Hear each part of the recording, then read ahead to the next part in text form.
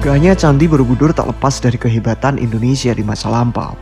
Seperti ucapan Bung Karno, agar kita mempelajari api sejarah, sudah sepatutnya kita tahu bagaimana Candi Borobudur tersebut megah berdiri hingga saat ini.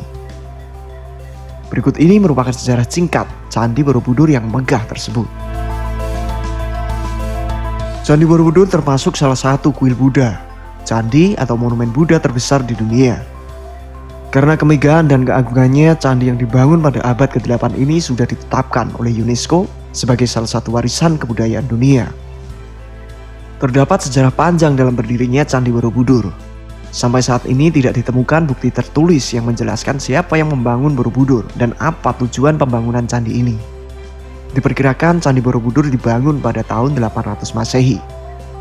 Perkiraan waktu pembangunan candi didasarkan pada perbandingan antara jenis aksara yang tertulis di kaki tertutup Karma Wibangga dengan jenis aksara yang umumnya digunakan pada prasasti kerajaan abad ke-8 dan abad ke-9. Candi Borobudur dibangun pada masa kerajaan dinasti Sailendra di Jawa Tengah yang bertepatan pada kurun waktu 760 hingga 830 Masehi. Estimasi proses pembangunan Candi Borobudur menghabiskan waktu 75 hingga 100 tahun lebih. Konon, Candi Borobudur baru benar-benar rampung 100% pada masa pemerintahan Raja Semaratungga pada tahun 825 Masehi.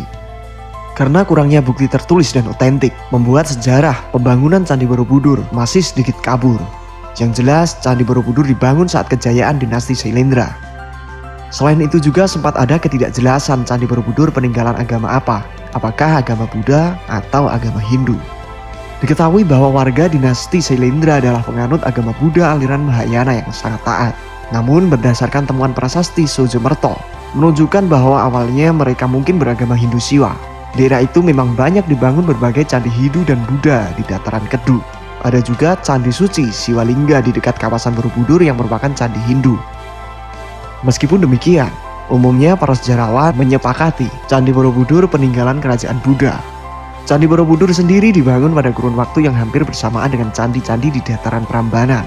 Meskipun pembangunannya rampung terlebih dahulu pada sekitar tahun 825 Masehi.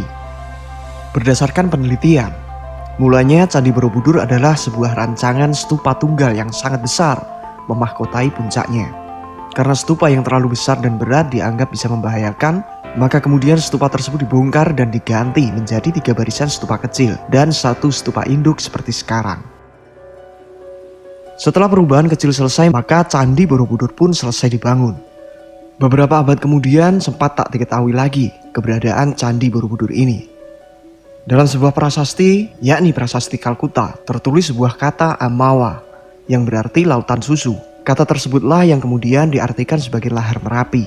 Dari sini lalu muncul dugaan bahwa hilangnya Borobudur akibat tertimbun lahar dingin Gunung Merapi. Lalu pada masa Perang Inggris-Belanda dalam memperebutkan Pulau Jawa, Jawa di bawah pemerintahan Britania pada kurun 1811 hingga 1816 Masehi. Thomas Stamford Raffles ditunjuk sebagai Gubernur Jenderal dan ia memiliki minat istimewa terhadap sejarah Jawa. Ia mengumpulkan artefak-artefak antik kesenian Jawa kuno dan membuat catatan mengenai sejarah dan kebudayaan Jawa yang dikumpulkan dari perjumpaannya dengan rakyat setempat. Pada kunjungan inspeksinya di Semarang tahun 1814, ia dikabari mengenai adanya sebuah monumen besar jauh di dalam hutan dekat desa Bumi Segoro. Karena berhalangan dan tugasnya sebagai Gubernur Jenderal, ia tak dapat pergi sendiri untuk mencari bangunan itu. Lalu kemudian Raffles mengutus H.C. Cornelius, seorang insinyur Belanda, untuk menyelidiki keberadaan bangunan besar tersebut. 2 bulan kemudian Cornelius beserta 200 bawahannya menebang pepohonan dan semak belukar yang tumbuh di Bukit Borobudur dan membersihkan lapisan tanah yang mengubur candi ini. Karena ancaman longsor, ia tidak dapat menggali dan membersihkan semua lorong. Ia melaporkan penemuannya kepada Raffles, termasuk menyerahkan berbagai gambar sketsa Candi Borobudur. Meskipun penemuan ini hanya menyebutkan beberapa kalimat, Raffles dianggap berjasa atas penemuan kembali monumen ini, serta menarik perhatian dunia atas keberadaan monumen yang pernah hilang tersebut. Lalu pada tahun 1835, seorang pejabat pemerintahan Hindia Belanda di Karsidinaan Kedu bernama Hartman meneruskan kerja Cornelius. Hingga pada akhirnya tahun 1835, seluruh bagian bangunan telah tergali dan terlihat. Minatnya terhadap Borobudur lebih bersifat pribadi daripada tugas kerjanya. Hartman tidak menulis laporan atas kegiatannya. Secara khusus beredar kabar bahwa ia telah menemukan arca Buddha besar di stupa utama. Pada 1842, Hartmann menyelidiki stupa utama, meskipun apa yang ia temukan tetap menjadi misteri, karena bagian dalam stupa tersebut ternyata kosong. Proses penelitian Candi Borobudur yang dilakukan oleh pemerintahan Hindia Belanda ini terjadi selama puluhan tahun. Dalam kurun waktu yang cukup lama tersebut, Borobudur juga menjadi korban keserakahan para penjajah. Banyak bagian dari Borobudur telah menjadi sumber cenderamata dan pendapatan bagi pencuri, penjara candi, serta kolektor pemburu artefak. Salah satu bagian yang paling banyak dicuri adalah kepala arca Buddha. Karena untuk membawa seluruh bagian dari arca Buddha tersebut tidaklah mudah. Oleh karenanya, para pencuri arca sengaja menjungkirkan dan menjatuhkan patung tersebut hingga kepalanya terpenggal. Itulah sebabnya kini Borobudur banyak ditemukan arca Buddha yang tanpa kepala. Tindakan penjarahan situs bersejarah ini bahkan salah satunya direstui oleh pemerintah kolonial. Pada tahun 1896, Raja Thailand, Chulalongkorn ketika mengunjungi Jawa di Hindia Belanda yang kini bernama Indonesia menyatakan minatnya untuk memiliki beberapa bagian dari Borobudur. Pemerintah Hindia Belanda mengizinkannya dan menghadiahkan 8 gerobak penuh arca serta bagian-bagian bangunan Borobudur. Artefak yang diboyong ke Thailand antara lain 5 arca Buddha bersama dengan 30 batu dengan relief, 2 patung singa, beberapa batu berbentuk kala, tangga dan gerbang, dan arca penjaga 2 rapala yang pernah berdiri di Bukit Dagi beberapa ratus meter di barat laut Borobudur. Beberapa artefak ini yaitu arca singa dan 2 rapala kini dipamerkan di Museum Nasional Bangkok.